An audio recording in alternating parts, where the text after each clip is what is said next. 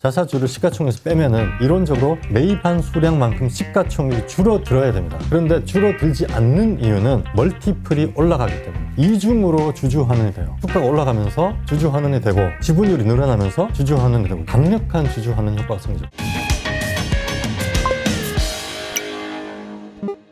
안녕하세요. 이호석입니다. 오늘은 김규식 대표님 오랜만에 나와주셨습니다. 안녕하세요. 안녕하세요. 네.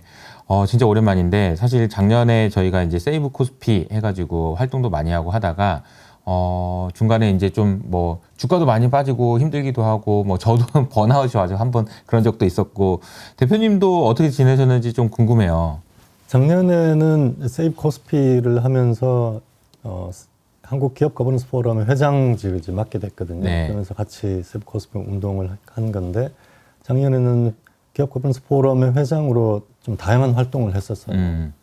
그러면서 의미 있는 성과도 좀 냈었고 현 정부가 또 공감을 많이 해주셔서 많은 정책적 지원도 좀 해주셨고 최근에도 자사주 문제로 심도 있는 컨퍼런스도 여셨고 그러면서 그 기업 거버넌스 포럼에서 거버넌스 개혁을 위한 활동을 좀 했었고요.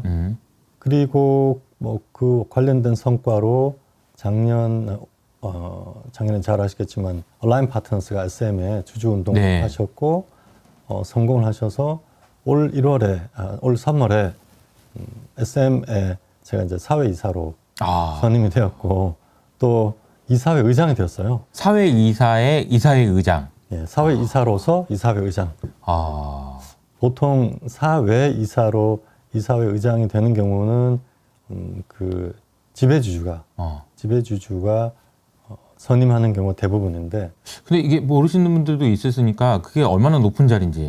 그래도 좀 어떤 건가요, 그게? 사실은 한국에서는 이사회 의장을 그 기업의 지배주주가 겸임하는 경우가 많기 때문에 이사회 의장이라는 자리가 부각된 적은 별로 없어요. 그러니까요. 이사회 의장 많이 안 들어본 것 같네요. 그런데 실제로 그 회사의 구체적인 경영과 업무 집행에 있어서는 최고 의사결정기구가 이사회란 말이에요. 물론 그 기업의 모든 의사결정의 최종적인 기관은 주주총회지만 구체적인 경영에 있어서는 이사회가 중심으로 돌아가는데 이사회 의장이 이사회에 차지하는 권한이 굉장히 막강합니다. 일단 이사회 소집은 이사회 의장이 하는 거예요. 모여봐 이렇게. 그렇죠. 예를 들어서 어떤 중요한 안건이 있으면 이사회 의결이 있어야 되잖아요. 그러면 이사회가 소집이 돼야 되잖아. 그렇죠. 근데 이사회 의장이 소집을 안 하면 그 안건을 통과시킬 수가 없어요. 그러면 이사회 의장이 소집을 안 하면은 다른 방식으로 뭐 감사가 뭐 일단 그 법적 조치를 통해서 이사회 소집 통지를 해야 되는 절차가 있거든요. 뭐 한 달, 두 달씩 막 걸리고. 그래서 빨리 뭐 결정해야 되는데 빨리 결정해야 안 되는구나. 시급히 결정하는데 만약 이사회 의장이 못하겠다고 버티면은 굉장히 어렵습니다. 또 예를 들어서 어떤 정관에는 가부 동수일 경우는 이사회 의장이 캐스팅 보트를 가지는 경우도 있고 또 안건을 심의할 때 예를 들어서 안건이 1, 2, 3, 4 네 가지가 있는데 안건을 심의하다가 이번 안건은 상정하지 않겠다. 직권으로. 이럴 수도 있어요. 그런 권한도 있어요. 그런 거는 당연히 있죠. 그러면 그 안건은 그 이사회에서 심의할 수가 없어요. 또 거꾸로 직권으로 이번에 기습적으로 예를 들어서 경영진이 1, 2, 3의 안건을 올리고 해서 이사회를 열었는데 직권으로 그냥 이번에 A라는 안건을 내가 올리겠다. 직권으로. 그리고 모든 이사회의 이사들이 모두 참석했다면 이사회 소집 통지가 안 된 안건이잖아요. 그래서 이사회 전원의 동의를 얻으면 그냥 그 자리에서 안건을 올릴 수 있어요. 막강한 권한을 가지고 있는데 뭐 실제로는 한국에서 이사회 의장이 가지는 그런 지위가 부각된 적은 별로 없죠. 그런데 그거는 지배주주가 이사회 의장을 겸임했기 때문에 부각되지 않은 건데 만약에 지금처럼 SM처럼 지배주주는 카카오 그룹인데 저는 카카오 그룹과는 관련이 없는 그런 입장이라면은 이런 경우는 매우 특이한 전 세계적으로도 거의 유례가 없는 매우 특이한. 어떻게 이렇게 됐어요? 그러니까 이제 어쨌든 그 대표님께서 이제 워낙 주주 활동도 많이 하시고 거버넌스 관련해서도 많은 이제 기여를 하셨지만 그거랑 또 이렇게 의장이 되는 거는 또 다른 거잖아요. 우선은 작년부터 아주 열심히 SM에 대해서 주주 운동을 하셨던 얼라인 파트너스와 이창원 대표님의 그 주주 운동의 성과라고 봐야죠, 일단은. 네. 그런데 이렇게 이사회 의장이 제가 된 그 매우 우연한 카카오 그룹과 하이브 간의 경영권 그 분쟁, 다툼. 이것의 아주 우연한 그런 계기도 있었죠. 그러니까 원래 카카오는 제가 알기로 카카오는 처음에는 경영권을 확보할 생각은 없었고 그냥 전략적 지분 투자만 할 생각이 있었는데 하이브가 적대적 인수를 선언하고 들어오시면서 카카오도 대항 공개 매수를 하는 이런 이제 경영권 분쟁이 이제 벌어졌잖아요. 네. 그러면서 최종적으로 하여간 서로 합의를 했고 카카오가 경영권을 가지기로 됐는데 그때는 카카오 그룹이 의결권이 없었단 말이에요. 하이브는 이수만 선생이 의결권이 있었고 그 의결권이 하이브에 위임했기 때문에 네. 하이브는 의결권이 있었고 카카오는 의결권이 없었어요. 네. 그래서 이번에 선임된 이사 9명은 카카오 그룹이 선임한 이사는 한 분도 없어요. 전부 현재의 SM 경영진이 만든 사회이사 추천위원회에서 공정하게 네. 후보를 선출해서 거기서 선임된 후보들이 올라온 거죠. 네. 그렇게 되다 보니까 지배주주가 이사회를 장악할 시간도 없었고 그리고 이제 나중에 사실은 카카오 그룹이 의지가 만약 있었다면은 시간이 있었기 때문에 시간 여유는 있었기 때문에 카카오 그룹이 독자적으로 어떤 사회이사 후보를 낸다든지 이렇게 할 수 있는 시간이 있었죠. 그런데 카카오 그룹은 이번에 좀 큰 의미가 있는 결정을 하신 게 사실은 최소한 3년 동안은 이번에 독립적인 이사회의 사회이사들을 지지하고 지원해 주겠다라고 결의를 하셨고 그래서 이제 현재 이사회의 사회이사들과 사내이사분들이 선임이 됐고 우호적 관계로 선임이 됐고 카카오 그룹의 지원도 받게 됐죠. 그래서 그 사회이사와 사내이사 9분의 이사회에서 이제 누군가 이사회 의장을 해야 되는데 거기서 이제 이사분들께서 저를 또 지지해 주셔서 제가 의장이 됐습니다. 네. 중요한 자리를 맡게 됐습니다. 그러니까 어떻게 보면은 SM이 올해 상반기 때 우리나라 주식시장에서 뭐 엄청난 10대 뉴스 이렇게 뽑으면은 들어가죠. 당연히 들어갈 수밖에 없는 네. 그러니까 제가 주주가 뭐 세이브 코스피 혹은 뭐 이제 거버넌스와 관련된 이슈를 놓고도 역사적으로 봐도 되게 중요한 의미가 있겠죠. 저는 엄청난 일이라고 SM 이전과 이후로 나뉜다 이렇게 생각이 됩니다. 그리고 SM이 앞으로 어떤 거버넌스 개혁을 하고 그것이 그 회사의 펀더멘털과 자본시장의 어떤 성과로 보여지는지를 네. 앞으로 이제 봐야겠죠. 봐야죠. 그래서 저희 이사들과 경영진이 엄청나게 노력을 하고 있고 사실 내부적으로 여러 가지 난관들도 있지만 슬기롭게 잘 헤쳐나가고 있고요. 그런 좋은 성과를 보여줌으로써 우리나라도 거버넌스를 이렇게 자본시장의 어떤 운동이나 행동들을 통해서 개혁이 되는구나 라는 자신감을 또 희망을 저희는 줄 수 있다 이렇게 기대하고 있습니다. 그게 진짜 그런 게 가능하겠죠? 그럼요. 저는 뭐 확신하고 있습니다. 네. 이게 그러려면 뭐가 좀 필요한가요? 이게 어떤 부분들이? 그렇죠. 늘 일단 말씀드리지만 작년에 얼라인 파트너스의 주주 운동의 성공 역시 주주들의 폭발적인 지지가 있었기 때문에 가능한 거거든요. 관심과 지지. 관심과 네. 지지. 사실 개인 주주들께서 네. 그 비사이드라는 얼라인의 자회사가 만든 그 위임 의결, 네. 위임 그 플랫폼 애플리케이션이 있어요. 그걸 통해서 엄청 많은 수요, 아주 놀라울 정도의 많은 분들이 얼라인 파트너스 지지를 해주셨거든요. 위임을 해주셨거든요. 그러한 지지들이 그걸 지지를 보면서 시장도 생각이 바뀌는 거죠. 그때는 이제 사회이사 그 감사위원 선임 감사 선임을 위한 이제 그 작년에 주주총회였는데 3% 룰이 아니더라도 얼라인 파트너스가 주총에서 표대결에서 이겼단 말이에요. 그런 걸 보면서 희망이 있다. 그러니까 모두가 무너져 있고 모두가 자포자기하고 있는 게 아니라 우리도 의지를 갖고 나서면은 바뀌는구나라는 것을 느끼게 됐는데 그 근본적인 동력은 역시 주주들의 권리의식입니다. 내가 가진 권리, 회사에 대한 배당권이라든지 여러 가지 주주관리가 침해되고 있는지 그걸 이제 각성하시고 그걸 지키기 위해서 스스로 나서겠다는 권리의식. 이것이 가장 중요하다. 그리고 그걸 통해서 그 지지를 통해서 이사회가 지배주주만을 위한 게 아니라 전체 주주와 임직원을 위해서 공정하게 독립적으로 운영되도록 하는 것. 이것이 가장 중요하죠. 처음에 대표님이랑 같이 이제 뭐 세이브 코스피나 아니면 그때 당시는 이제 LG 화학의 이슈가 있었고 네. 그때와 비교해 보면 많이 바뀐 거죠. 진짜 상전벽해라고 상전벽해요. 말씀드릴 네. 수 있습니다. 네. 그러니까 어떤 부분들이 좀 개선이 됐어요? 이게 제도적으로나 이렇게 보면. 일단 제도적으로 지금 사실은 현 정부가 많은 기여를 한 부분도 있습니다. 물론 보기에 따라서는 매우 미흡하고 네. 부족하고 답답하고 느리고 네. 이렇게 볼 수 있지만 저는 역대 어느 정부보다도 이제 시작하는 의미로서 그 첫걸음이 또 중요한 의미가 있잖아요. 그런 차원에서 저는 의미가 있다고 보거든요.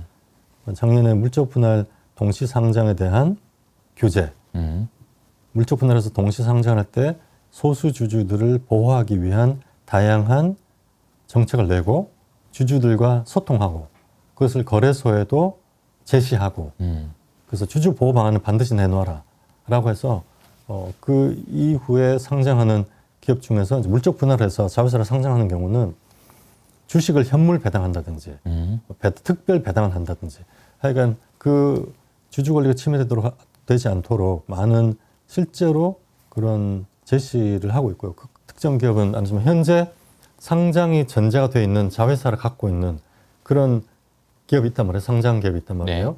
그런 기업이 그 흐름들을 보면서 어느 정도 모 회사의 주주가 보호가 되는구나 라는 느낌을 받으면 이제 리레이팅 되는 거죠. 네. 모 회사의 주가가 조금씩 이렇게 자기 본래 가치를 찾아가는 그런 흐름도 나타나고 있고요. 그러고 보니까 과거에 막 물적 분할이 뭐 일주일에도 몇 건씩 막 뉴스로 이제는, 나오고 그랬는데 요새는 그렇게 안 나옵니다. 뉴스가 안 나오더라고요. 네, 왜냐하면 별로 재미가 없다. 해봐야 이게 의미가 없다라는 생각을 하는 주주 거예요. 다 보호해야 되고 그러니까 옛날만큼 뭐 그렇게 매력적이지 않은. 그러니까 이게 보면 어떻게 보면 그 전에는 물적 분할을 그렇게 많이 했다는 거는 이제 기업한테 유리했기 때문에 그냥 막 제도가 바뀌기 전에 많이 했다고 볼 수도 있는 거죠. 지배주주라고 표현할 수 지배구조, 있죠. 그죠. 지배주주에게 매우 유리한 그쵸. 구조였죠. 지배주주에게만 매우 유리한 구조였다. 또 의무 공개 매수도 그렇죠. 그렇고 작년 12월에는 의무 공개 매수 제도를 도입하겠다. 다시 부활시키겠다라고 했는데 그건 역시 50% 플러스 한 주, 25% 이상의 주식을 매수할 때는 반드시 50% 플러스 한 주까지 공개 매수를 해라라고 하는 제도를 도입하겠다, 부활시키겠다라고 네. 이제 공언을 하셨고. 그러면 원래는 안 그랬던 거죠? 원래는 없었죠. 그래서 지배주주의 주식이 예를 들어 25%다. 그럼 그 25%만 사면 되고 그리고 아주 높은 프리미엄을 주고 양수도를 하게 되거든요. 그러면 나머지는 그렇죠. 나머지는 모르고 나몰라인가요? 그렇죠. 분리가 되고 그거가 아무 소외되는데 뿐만 아니라 높은 프리미엄을 주고 인수한 새로운 양수인은 그 프리미엄을 시장 내에서 또 그걸 보전하고 싶어하는 심리가 있단 말이에요. 그러면 주가를 일부러 찍어 누르는 경우는 없겠지만 주가가 내릴 때 그걸 뭐 좀 방치한다든지 또는 주주 환원을 위해서 노력하지 않는다든지 하는 그런 소극적인 태도를 보이면서 주가가 자동적으로 내려요. 그래서 한국이 의무 공개 매수제도 이전에는 도입이 되기 이전에는 지배 주식을 매도하는 그 공시된 날 이후로 거의 예외 없이 주가가 다 내렸어요. 큰 폭으로 하락합니다. 네. 그런 일들을 막기 위해서 최소한 50%한 주까지는 소수 주주도 같은 가격으로 인수해라라고 하고 이제 그 뒤에 나온 게 오스템 임플란트 또는 최근에 루트로닉, SM도 마찬가지였고 그래서 최근에는 뭐 50% 플러스 한 주를 인수하는 그냥 100%다 인수하자 그런 흐름도 있고 해서 그 뒤로 이제 공개 매수가 매우 활성화되는 흐름들이 보이고 있죠. 이것도 역시 주주 권리를 보호하고 자본시장이 공정하게 변화하고 발전하는 모습이다 이렇게 보고 있고요. 그러네요. 그리고 요즘엔 자사주까지. 네네. 최근에 자사주 문제에 대해서 또 이번 현 정부 금융위원회에서 주제로 공청회를 했습니다. 아, 우리나라 자사주제도가 매우 문제가 많은데 자사주 마법이라는 게 있어요. 아, 인적 분할을 했을 때 자사주에도 신주 배정을 한다. 이게 자사주 마법인데 이거 전 세계에서 한국만 이렇게 하고 있어요. 네, 있을 수 없는 일인데 일종의 경영권 확대 내지 경영권 방어 수단으로 왜곡되게 활용될 수 활용되고 있죠. 이것은 이제 더 이상 용인할 수 없다. 제가 느끼기에 이번에 김소영 부위원장님께서 최소한 자사주 마법은 이제 그만해야 한다라는 인식이 있으신 것 같아요. 저는 이것만 해도 아주 큰 발전이다 이렇게 생각하고 있고요. 네. 그래서 그 부분에 진척이 좀 있었고 두 번째로 자사주가 시가총액에 포함되는가에 대해서 거의 대부분의 나라는 자사주를 시가총액에 포함시키지 않고 시가총액은 소위 유통주식, 유통주식만을 갖고 계산을 해요. 그러면 자사주를 매입하는 순간 시가총액에서 빠지기 때문에 즉시 주주환원의 효과가 생깁니다. 소각하지 않아도. 다른 나라는 그렇게 하고 있고. 예를 들어서 이제 뭐 삼성전자 주식이 100주 있다 치면 그 중에 10주를 삼성전자에서 샀다. 그렇죠. 그러면 유통 주식이 90주가 되거든요. 90주가 되니까 주식의 개수가 줄었네요. 그래서 주는 거죠. 그럼 회사의 가치는 그대로인데. 회사 가치는 그대로인데 회사 가치가 100이었을 거 아니에요. 네. 그런데 10이 주식이 없어진 거나 마찬가지잖아요. 그렇죠. 90이 남았잖아요. 사고 내부 그러니까 그렇죠. 안에 있으면. 그러면은 지분율이 늘어나요. 그러니까 100명이 나눠 먹던 거를 90명이 나눠 먹으니까 그렇죠. 똑같은 거를. 10%씩 남아 있는 주주들은 10%씩 지분율이 늘어나고 시가총액은 줄어들어요. 그만큼 주주에게 이제 환원을 한 거죠. 1%, 그렇죠. 10%씩 주식을 나눠준 것과 같은 효과가 생겨요. 그러면 시가총액이 줄어들어야 되잖아요. 그렇죠. 근데 시가총액이 안 줄어들어요. 왜냐하면은 이 기업의 주주 환원율이 높아지고 주가가 오르니까. 그렇죠. 주가가 오르거든요. 주가가 오르면서 장기적인 이 기업의 주주 환원율 내지 장기적인 성장률, 사실 연구 성장 가치라고 하는데 그 분모로 보면은 할인율 빼기 성장률 이렇게 돼 있잖아요. 네. 그 성장률에서 예를 들어서 자사주를 매입을 하면은 EPS가 실적이 증가하는 것 같은 모습을 보이게 되죠. 그러니까 100억이 있었는데 100주가 있었다. 그러면 한 주에 1억씩 되는 거잖아요. 네. 근데 50%를 만약에 주식을 소각하겠다. 소각을 한다. 그러면 한 주당 100억이 아니라 한 주당 20억씩 이제 그 EPS가 갑자기 늘어나는 것 같은 효과가 생기거든요. 그래서 장기적으로 글로벌 시장에서 주주 환원율이 자사주 매입 소각을 지속적으로 계속하면은 시가총액이 줄어들지 않고 시가총액이 오히려 증가하는 현상이 발생해요. 굉장히 특이한 현상. 그래서 예전에는 시가총액이 자사주 매입하기 전에는 PER 10배로 거래되던 회사가 예를 들어서 자사주를 50%를 매입을 하죠. 그러면 시가총액이 절반으로 줄어들어야 돼요. 그런데 시가총액이 똑같이 유지가 되는 말은 PER이 10배에서 거래되다가 PER이 20배로 거래된다는 뜻이에요. 그러니까 이론적으로 주주 환원을 했기 때문에 자사주를 시가총액에서 빼면은 이론적으로 매입한 수량만큼 시가총액이 줄어들어야 됩니다. 그런데 줄어들지 않는 이유는 안 줄어든다고 알고 계시잖아요. 안 줄어드는 이유는 멀티플이 올라가기 때문에. 멀티플이 올라갑니다. 그래서 이중으로 주주 환원이 돼요.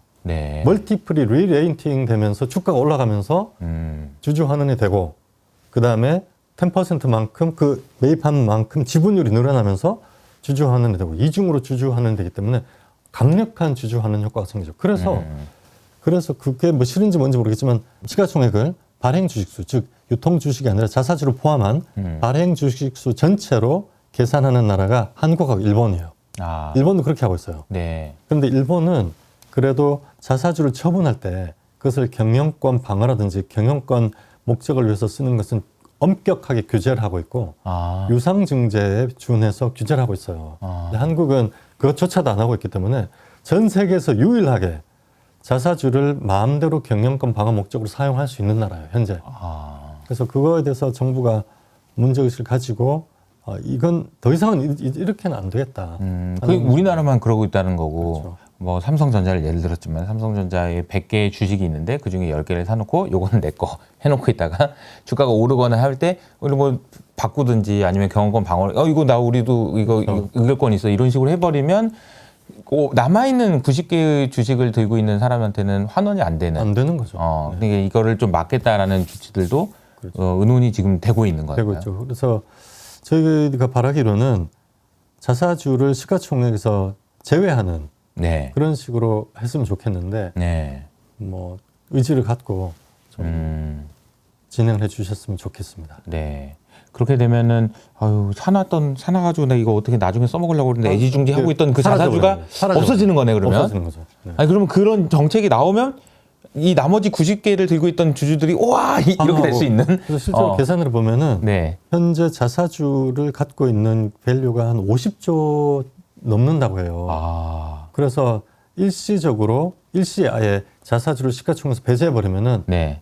한국 한 3년 동안 한국의 코스피가 그냥 이 상태에서 같은 EPS로 같은 실적으로 같은 네. 펀더멘털로 한 3,500 이상까지 그냥 바로 그냥 주가 지수가 상승한다고 계산을 하시더라고요. 그러니까 이게 사실 보면은 주가가 올라갈 수 있는 여러 가지 방법들이 있어요. 많이 있습니다. 이익이 좋아져도 되고 뭐 네. 경제가 좋아져도 되고 오늘 뭐 밤에 FOMC 있지만 FOMC 회의에서 금리를 안 올려도 되고 그렇죠. 많죠. 근데 맞습니다. 사실 말씀하신 부분은 그냥 너무 쉬운 거 아니에요? 자사주를 그냥 소각시켜라 아니면은 너 그거 시총에서 빼라 그러는 순간 나머지 90은 와 박수 막 올라가고 3,500 막 이럴 수 있다는 건데. 자사주를 시가총액에 넣느냐는 거래소와 금융위 또는 금감원이 결정하는 거기 때문에 네. 법을 바꿀 필요도 없어요. 그냥 그러니까요. 그 실무상의 지침만 바꾸면 되기 때문에 네. 의지만 했으면 얼마든지 할 수 있어요. 이 또한 이제 관심과 참여, 노력 뭐 이런 것들이 네네. 있어야 되겠죠. 맞습니다. 네.